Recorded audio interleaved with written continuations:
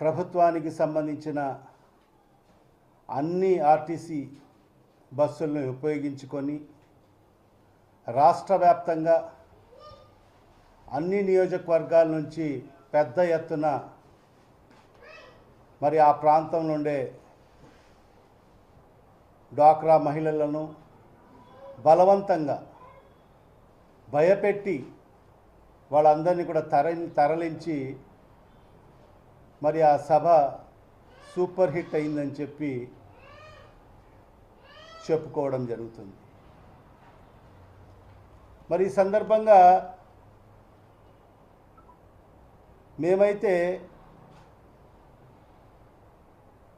ఒక ఫ్లాప్ సినిమాని success meet అనే పేరుతో విజయోత్సవాలు ఏ రకంగా సినిమా రంగంలో చేసుకుంటారో మరి అదే రకంగా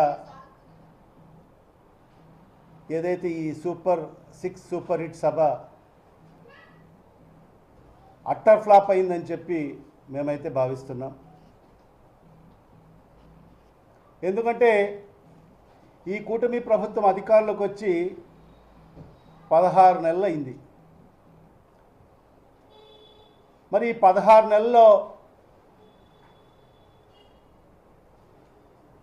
ఈ ప్రభుత్వం పెద్దలు అన్ని వ్యవస్థల్ని నిర్వీర్యం చేసినందుకు మరి ఈ సూపర్ హిట్ సభలు విజయోత్సవ సభలు నిర్వహించుకున్నారా అని చెప్పి ఈ రాష్ట్ర ప్రజలకు సమాధానం చెప్పాల్సిన అవసరం ఉంది.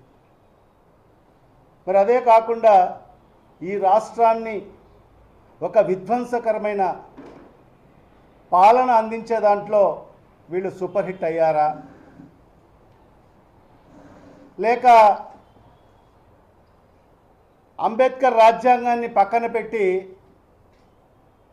లోకేష్ రచించిన రెడ్ బుక్ రాజ్యాంగాన్ని పకడ్బందీగా ఈ రాష్ట్రంలో అమలు చేయడంలో సూపర్ హిట్ అయ్యారా?